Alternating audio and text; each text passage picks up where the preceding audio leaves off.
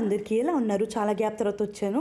And ఇప్పటి నుంచి రెగ్యులర్గా వీడియోస్ ఉండబోతున్నాయి హోప్ఫుల్లీ. అండ్ ఇన్ఫర్మేషన్ ఇచ్చే వీడియోస్ కూడా ఉంటాయి.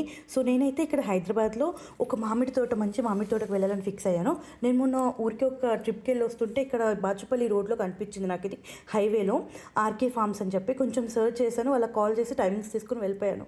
చాలా బాగుందండి, బ్యూటిఫుల్ ఫామ్ అసలు. అంటే యూజువల్గా సిటీ లైఫ్లో ఉన్నప్పుడు కొంచెం ఇలాగ తోటలకు వెళ్ళాలి, ఈ చెట్లు నేచర్కి దగ్గరగా ఉండాలనిపించడం చాలా కామన్. నాకైతే చాలా ఎక్కువ ఉంటుంది, బికాస్ నేను ఒక చిన్న టౌన్ నుండి వచ్చిన గర్ల్ని కాబట్టి. సో నాకు ఈ ఫామ్ చూడగానే చాలా హ్యాపీగా అనిపించింది. ఈ నేచర్ని ఎంజాయ్ చేయడం కానీ, చెట్లలో పూర్తిగా తిరిగాను.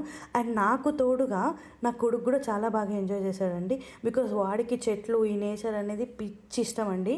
వాడు రాగానే చెప్పులు ఇప్పేశాడు. ఫస్ట్ చెప్పులు ఇప్పి ఫుల్ ఎంజాయ్ చేశాడు, తిరిగాడు.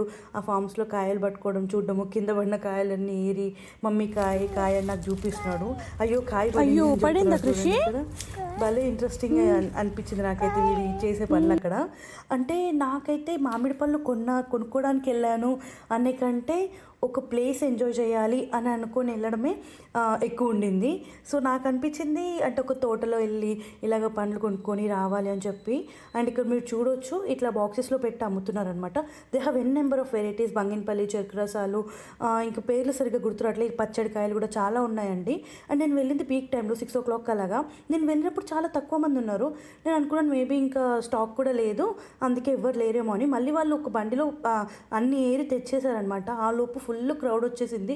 6:30 లాగౌట్ చేసి చాలామంది ఆఫీస్ నుండి డైరెక్ట్గా వచ్చి ఇక్కడ కొనేసుకొని వెళ్ళిపోతున్నారు.